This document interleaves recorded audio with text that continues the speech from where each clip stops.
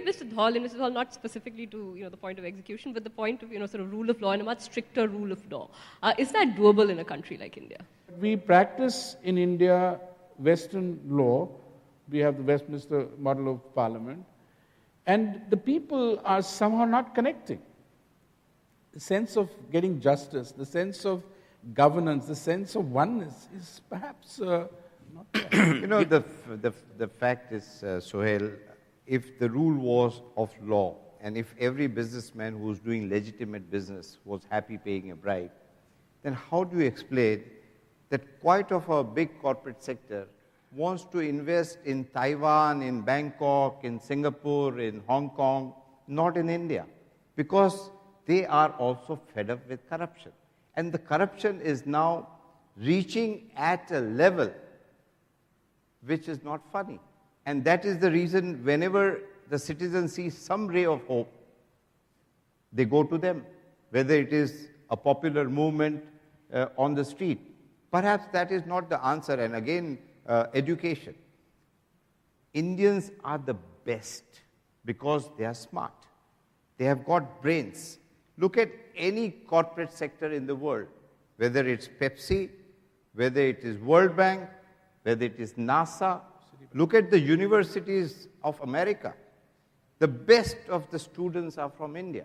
Look at MIT, Harvard. Harvard now, the dean is Indian. So Indians are one of the best, but obviously something is not going right somewhere. So they want the rule of law.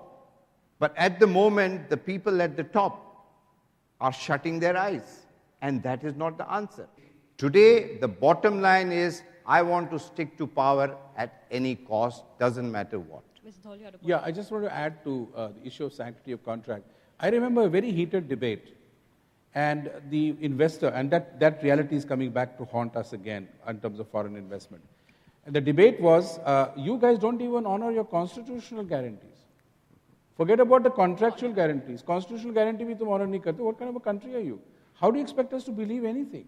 Now, with the frequent changing and flip-flap and the various policy judgments, one of which, of course, perhaps goes back 60 years, retrospective and all that, nobody is going to invest in this country. And everybody in the last 3 days has spoken about the fact that we need to get jobs for those 600 million people. We need industry, we need services, we need infrastructure. Who's going to invest in it? Something you've written in the article as well, the whole pure profit motive. And that itself is cautionary and perhaps more so in a developing economy. Yeah, as a culture, as a society, we are very caring, sharing and compassionate as a people. We are concerned about others by design, by culture. But the concept of profit is that it's at the cost of everybody else. I don't care what happens to somebody else. The thing is, when we talk about profit, profit is not necessarily a bad word, but profiteering is a bad word. So I think we have to distinguish between these two. Talk a little bit about those solutions and we'll open up to the floor as well. Where do you see the solutions starting to emerge from? Does it have to start from the top, so clean up the politics first, then go down? Or, as Mr. Seth was saying, perhaps there's societal issues that I don't even know if they can be addressed, but maybe one should attempt. I think the solutions really lie in setting examples, as Sohail rightly said. You need to basically have living examples of people who had options to profit here, who had options to do all kinds of things by having their Swiss bank accounts and sitting here and there abroad and whatever, but did not choose that option. It was by choice. You don't only need to do a top-bottom or bottom-top kind of cleansing. It has to be a gradual process, as Dinesh Bhai said. In the next 5, 10, 15 years, people will learn by example. They will see the merit. But setting a role model is very important. I perhaps differ from Sohail's solution of shooting down and executing people. Yes, one does feel a sense of frustration. One feels a lot of anger. But I suppose that's the choice. See, taking off, there's a very dear friend of mine called Eric Schneiderman, who's now the New York State Attorney General. And Preet Bharara and all reporting to him. I asked him about the Rajat Gupta incident and what all happened. And obviously, in a conversation, he said something which has stuck in my mind. White-collar crime needs even more and greater demonstrable punishment. Because it has a cascading effect on 3 pillars that make up any society. Wealth, opportunity, and trust.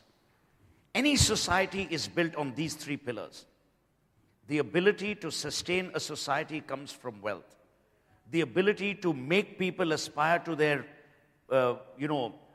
exalted heights is derived from opportunity.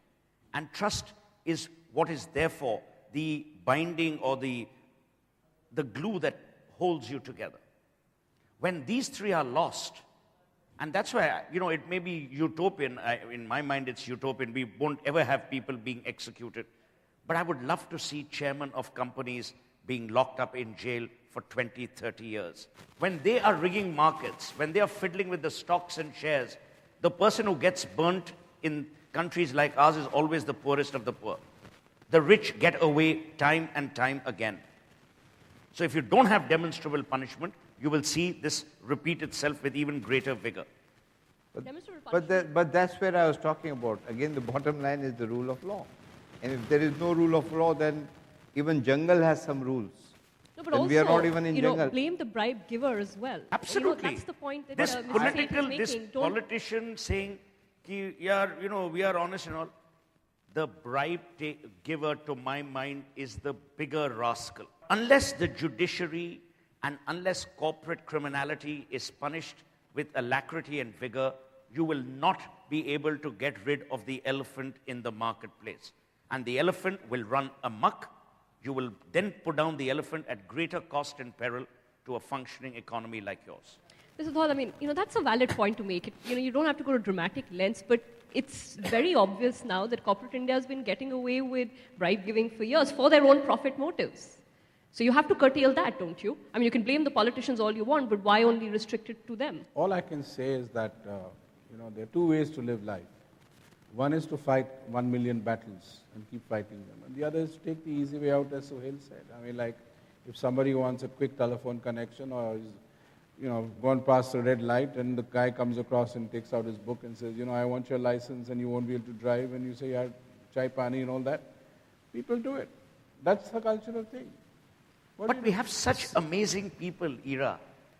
There are people, I promise you, while my anger is out of the frustration that the good in this country is not being celebrated as much as it should. We have remarkably honest people and good people, competent people in all walks of life. Remember, the poor in this country give more as a proportion of their income to charity than the rich. But that's why when you open the newspaper, what you find? Bollywood, cricket, and rich people. These are the three news. There are good things also really happening in the country. But that is where we have got to focus. And if somebody has done some good thing, and somebody has stood by his principle and honesty, then I guess he also should be respected. If you do not respect, then I think nobody is going to get motivated with that. If respect becomes a currency worth emulating, you will automatically decrease the corruption that exists. If respect doesn't become a denominator, you will continue to have the rascals that run the country as they do. I think that's a valid point. In ancient Rome, the general who won the war, the biggest reward he would get is he'd get a building or a road named after him. And that was his greatest honor. Okay, there was no question of how much money he's made. There was no question of money. What did he do with his money? Nobody would even know how much But money. now we have no It's roads a great left. reward in India as well, You see, except that you have to pay to get that reward. All have been named after Rajiv Gandhi. See, the problem is there is a drought of morality. Today, a youngster, if he wants to look at a role model, then he'll say Amir Khan. His role model is different because we have failed. And that is where we require role models. Earlier days, we had plenty. There is a drought, definitely, of morality. But you Can I asked just- about And morality cannot be taught in school. It has to be taught at the parental level. Yeah, there was a competition the other day, I was listening on FM radio, that please tell us who said the best lie. Can you imagine? So I think somewhere down the line, the society also must understand that this is not on. How can you have a competition of people saying who spoke the best lie? We need to wrap up this session. Mr. Dhawal, why don't you close it off for us? Sum it up if you can. I think at the end of the day, there is definitely a need to seriously look at this issue. What is corruption? What is acceptable? How do we strike a balance We need to celebrate people who've done good.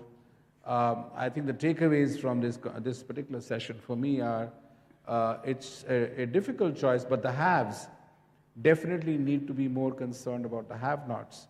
But I would also like to draw your attention to perhaps the need to look for more compassionate way of living. You all reduced the entire debate of the world to have and have-nots.